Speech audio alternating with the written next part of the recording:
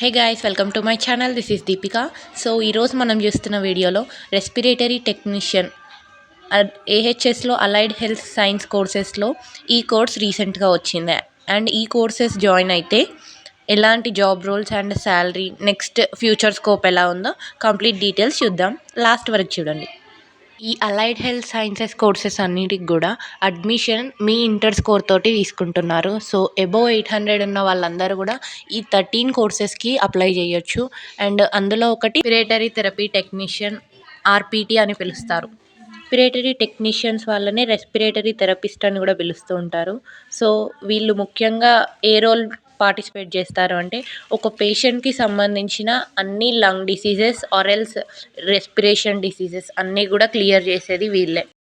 ఆర్పిటి respiratory therapy technician ఈ course చేస్తున్న వాళ్ళకి ఫర్దర్గా ఫ్యూచర్ జాబ్ వచ్చేసి ఎవరైతే లంగ్ డిసీజెస్తో బాధపడుతున్నారో, రెస్పిరేటరీ అండ్ సైనస్ ప్రాబ్లమ్స్తో ఉన్నారో వాళ్ళని ట్రీట్ చేయడమే వీళ్ళ మెయిన్ రోల్ వచ్చేసి.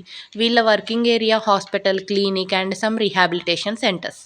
సో ఆర్పిటి కోర్స్ మీరు 4 ఇయర్స్ కంప్లీట్ చేశాక మీరు శాలరీ మినిమం 20,000 అబోవ్ నుంచి ఎక్స్పెక్ట్ చేయొచ్చు.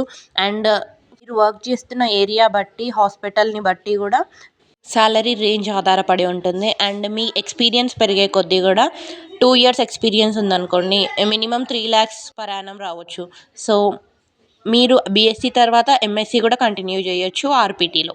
ఫర్దర్ మీరు మీ ఎంఎస్సీ ఫారిన్ కంట్రీస్లో చేయొచ్చు. And it is a highly demanded course. ఈ 4 ఇయర్స్ కంప్లీట్ చేశాక మీకు ఫర్దర్ ఫ్యూచర్ చాలా బాగుంటుంది. And you can definitely choose this course. And మంచి కాలేజ్లో చేస్తూనే మంచి వాల్యూ ఉంటుంది ఈ కోర్సెస్కి. సో మీకు ఫర్దర్గా ఎలాంటి డౌట్స్ ఉన్నా కామెంట్ చేయండి. I will try to reply. So thanks for watching and thank you.